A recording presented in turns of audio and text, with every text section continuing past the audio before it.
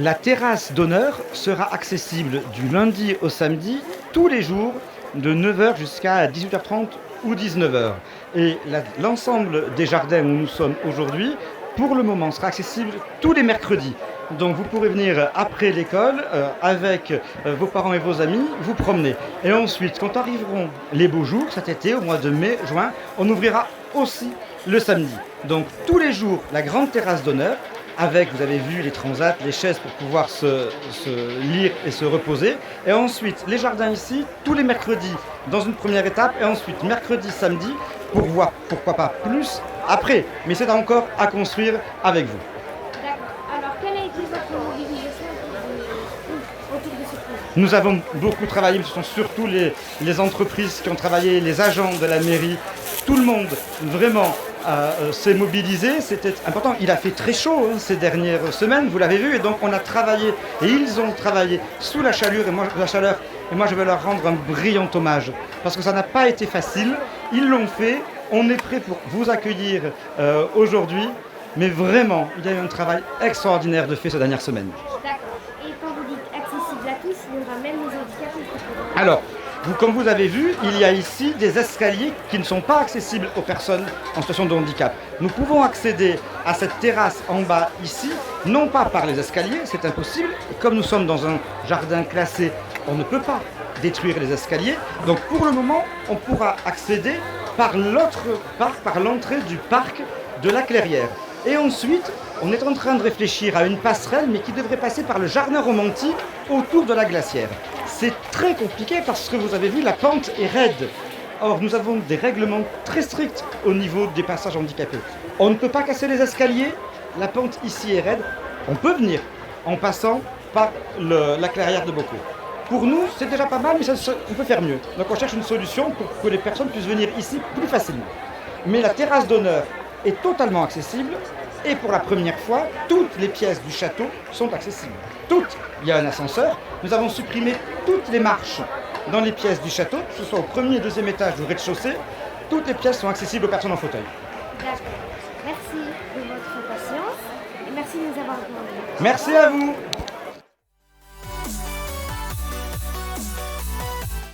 Participation à l'origine de ce beau projet. C'est une participation d'abord collective, intellectuelle.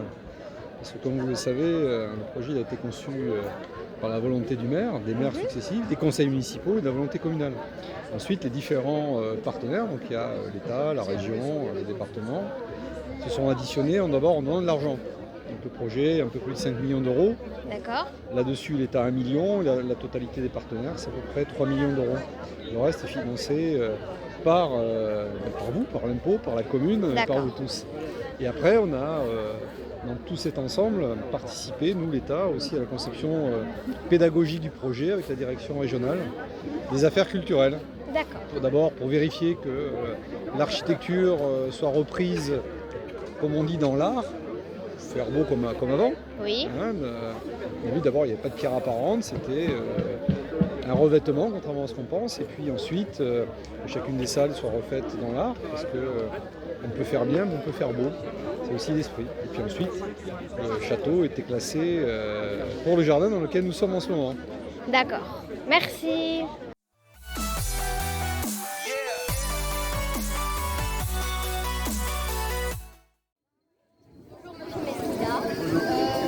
J'ai une question. Quelle a été votre participation autour de la création de ce magnifique? D'abord, le maire de Localva est venu présenter ce projet. Ensuite, il m'a invité à visiter avec Mme Curie, qui est conseillère départementale. Lors de la visite, j'ai mesuré l'importance, l'enjeu et puis la réponse qu'on peut apporter à la population d'ouvrir un si bel espace à tout public. C'était un espace privé à l'époque.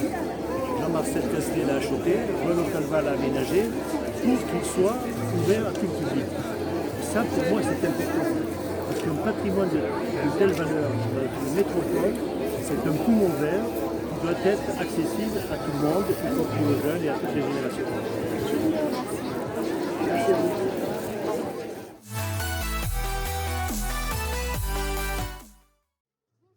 Qu'est-ce que vous pensez de ce magnifique château? C'est une belle découverte. C'est très joli. se promener en famille dans le jardin. Et en plus, intelligemment fait, avec des petites explications sur les plantes. C'est super.